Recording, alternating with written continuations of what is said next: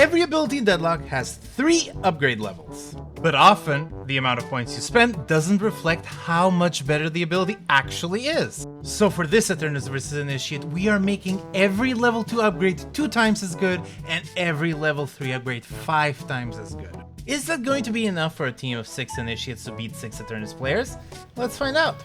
Eternus vs Initiate, but the Initiate's upgrades are better. Specifically, their level 2 upgrades are 2 times better, and their level 3 upgrades, which cost 5 AP points, are 5 times better. Now, what are the specific upgrades and boons that these Initiates are gonna have? We're gonna have Future Snake give us a closer look. Hello folks, it's Future Snake here. I want to introduce you with all of the cool abilities that these heroes are going to have. So let's start with Geist. Of course, a little bit more radius, a little bit more damage, but that Toxic Bomb actually does leave a mess on the ground that does more damage than the original bomb for 30 seconds. So she basically gets like free Ivy Kudzus. Then we have Life Drain with plus 10 charges, which I think is pretty freaking good. Then we have plus 35 damage amp on the Malice. I mean, if you're Initiate, you're not going to get a lot of these stacks, but they're still pretty valuable. And of course, a swap that gives you plus 300 Spirit Power. Pretty good so far. Okay, folks, let's talk a little bit about our sleeping buddy. So first and foremost is pillows are nuclear, so he gets like plus 5 charges on max. Then, of course, Tagalong, which heals you and gives you a shit ton of spirit power. And Little Helpers, this is the one that you saw in the thumbnail, plus 10 helpers and plus 100% trooper damage at resist. And that means exactly what you think it means. It means the Little Helpers make a minion invulnerable to damage. Now, of course, you can still use armor-piercing bullets and a bunch of other stuff on it, but yeah, pretty freaking cool. And of course, Nap Time, the only one that has a custom thing. So I might even demonstrate this one. You'll see this in the game.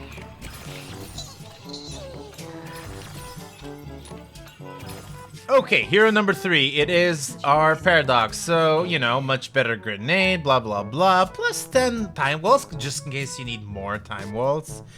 Kinetic Carbine is a little bit more powerful. I don't think this is gonna matter too much. And of course, a time swap with a radius of 35 meters and 50% max health damage. I actually do want to test this. Like, how big is the area? Like, can I do this? Nah, I still need to hit something. I was just checking. Kelvin, one of my favorites. We're not going to start with the first ability. We're going to start with the second one, with this one. It is, of course, the Ice Path, which gives you 175% spirit and 100 spirit every time you're on the Ice Path, which means that you get like 300 spirit, which makes your grenades really powerful, which have increased spirit scaling. So, spirit scaling 4.6, which means each grenade is going to do like 30,000 damage. And of course, Arctic Beam, which is infinite range and also 10 targets and also much bigger range. And of course, Frozen Shelter, just in case you need a little bit more healing, a tiny amount, plus 325 health regen in the orb. Okay, let's talk about Calico. 15 Gloom Bombs, pretty freaking strong. Leaping Slash that is infinite, that if it gets a hit, it's gonna keep getting hits over and over again. They're a bit hard to hit, even if you're a good Calico player. Cannot imagine how the Initiates will do. Ava, of course, gives you 100% damage amp for 30 seconds. And Return to Shadow just heals you for, you know, half your HP. Last but not least, it is everybody's favorite robot. It is going to have an exploding uppercut, which is going to restore 85% of your missing health every time you hit someone, so that's going to be fun. A bomb that makes you really fast. Ooh, like this is actually too fast. Infinite Hook. I'm emulating an Initiate player here. Oh, nice radius, actually. I didn't expect that. And of course, last but not least, a Hyper Beam that heals you for 325% of its damage. I don't even know if that works in game or not. We'll figure it out. Anyhow, back to the show. Thank you so much, Future Snake. You are so kind. Anyhow, I do have Transparent and Shiba here with me. What do you think about this game, Transparent? I've got no clue how this is going to pan out. All I think is, how on earth are the Initiates going to get through this early game without at least a few dozen deaths? I mean, yeah, we haven't given them any early game buffs. The buffs are very late game, but it cannot be really that bad, right?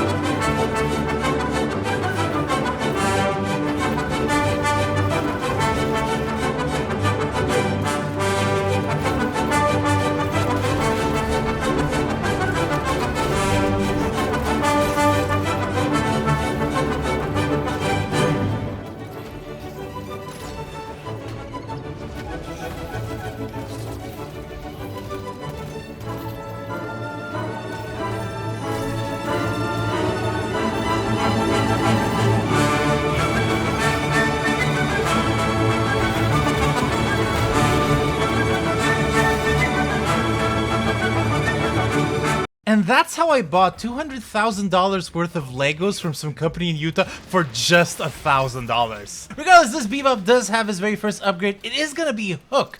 And I mean, Hook can be very, very good because with that max upgrade, it means he can get infinite hooks. Now the question is, can he hook these Eternus players? Well, that's the thing. Even if he misses the hook, Gluten, he can just keep hooking again. You know, you're very vulnerable without your hook, so what if you just never were without your hook? Hook's coming out left, right, and center, trying to get this Mina, and there we go. Get the Mina, get the kill. Easy peasy, Gluten. That's how the Initiates win this game. Yeah, no, I mean, it might just work, especially with some of these targets like Vindicta, for example, which are, in theory, a little bit easier to hit. But, I mean, if you're doing that as BF, you're going to be a lot more static than you would like. We do see that he's caught out by this slash, and there's going to be enough damage headed his way. But, I mean, slowly but surely, the rest of Team Initiate is grabbing all of those abilities. They do have eggs, so they popped a bunch of them. We do see that the Rem has gone for a mix of stuff, and we see that this Calico has gone for Max Claw. Yeah, Max Claw is super good as well for that cooldown reduction, as well as the bonus damage. It just means that if you hit it onto an enemy hero, you can get that instant reset and just constantly harass them. But you do have to make sure you do hit them. Yes, and I think that it is one of the more finicky abilities in the game to hit. I've played a tiny bit of Calico, so it is not that easy to hit, especially you need to like know your distances very well. This Haze is coming in with the ult of a lifetime, but a bunch of hooks and that Rem tag along is going to mean that she's not going to do much. Rem suddenly, strangely, doesn't have anything upgraded yet. Is this Drifter going to come in and try to go for a claw? No, he is not. But Ooh. let's look at that. Well, Kelvin doesn't have anything yet. Let's look at the Paradox. Yeah, Paradox here fully upgraded that bomb, Gluten. Oh yes, that bomb is just such an important ability. Being able to get a lot more damage amps. We've seen it all over our cooldown and duration games and all of that jazz. Paradox just tends to be the queen of those games. We do see this Geist has gone for that lifesteal, and she has not one more, not two more, but 12 stacks of that. And that's going to be very, very good for those team fights. Yeah, if she can just keep draining the life from everybody, maybe she can survive. But, you know, the Eternuses have got almost a 30k lead ahead of the Initiates right now. They've wiped out all of the Walkers. They're starting to get onto those internal structures as well as McGinnis sieges down. It's a tough space to be. Yes, and I mean, of course, with McGinnis there, McGinnis tends to be one of the best gun heroes in the game if your goal is just bursting down objectives. And she has gone for a very gun-heavy build. The goal for the Eternuses is very clear. As these Initiates are going to start ramping up now, even with this 25k soul difference, they're still managing to get kills. They need to get as much positional advantage as possible. Get that macro rolling, because we have boosted the Initiates' skills, but we have not boosted their macro. And hope that you have enough space to buy all the counter items that you will need. Rem at the moment going for a full chase down, trying desperately to use their nap time, but they got taken down by the Mina herself. Meanwhile, Bebop here trying to use that laser. They've not put any points in it though, so it just sort of tickles Gluten. Unless you're investing, it doesn't scale that much. So I want to see these points start to come in here as we see Calico and the gang start to harass this McGinnis. Yeah. I mean, this Ice Beam, this Ice Path by Kelvin is very good. It gives you plus 300 spirit, roughly speaking, which is going to be so key in buffing the rest of your abilities, especially once you get something like Max Grenade. Suddenly, those grenades are going to be doing 3,000 damage a pop. Oh, yeah, it's barely, you can barely survive them. And they're also so big because they get an increased 10-meter radius. But still, right now, the Eternuses have the advantage. It's whether they can hold on to that and push past the defenses. We are going to see this urn contest on this brand new urn, and as we see, the blue team are starting to get to 100, and they get it. The urn goes over to Team Eternus. Well, this patch happened literally minutes after the event had started. Not even minutes before, minutes after the event had started. So thank you, Yoshi, for having us have to redo mods last second. Let's talk a little bit about the counter items that the Eternuses are definitely going to need. So, of course, any sort of unstop, any sort of ability that counters your ability, like a counter spell, is going to matter a lot. The second ability that I think you really need is anything that silences you. We have not buffed the gun of these heroes. We have not buffed the health of these heroes. All that they have is their abilities. So if you silence wave them, if you silencer them, if you do any sort of thing that reduces their ability to use skills, well, it's going to be a very tough time for them. And a third one, which I think I will reserve only if Rem goes for that max little helpers, is what happens if your Rem goes max little helpers, Transparent? Well, if he gets max little helpers, he gets plus 10 helpers, which is lovely, but also 100% trooper damage and resist. So those troopers start marching down the lanes, and you cannot hurt them unless you have armor-piercing rounds. Yeah, you like even a little bit of pierce will not help because the troopers already have some native resists. So you really need armor piercing rounds in order to survive those troopers. I'm kind of surprised that Rem has gone for sleep first just because of that, because that skill alone forces every single Eternus to have to buy armor piercing bullets, which is a very expensive item, especially if you're not playing a gun build. It feels like Rem has sort of said to themselves, I'm also going to be damage here. They've gone full pillow as well, which is plus 500 damage and 5 charges, which is really going to be helping out in those team fights. And if they go for the increased spirit power on tag along, they just get so much more spirit. So it is going to be bursty. Maybe the Eternuses have to think about maybe a spell breaker just so they can stop these pillows and grenades flying at their faces and deleting their health bar, as we see Lady Geist able to suck the life out of Mina here. Yeah, I mean, like, again, it's such a scary character to 1v1, that Geist, even in a regular game of Deadlock, but in this scenario, it's even worse.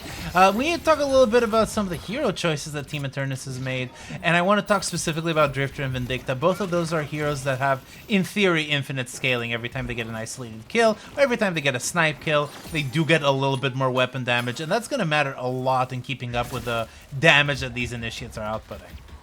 Yeah, but I mean, this Vindicta's got a lot of trouble right now. I'm not sure if my UI's wrong, but currently it looks like she's had no stacks on the snipe. So a little bit worrying.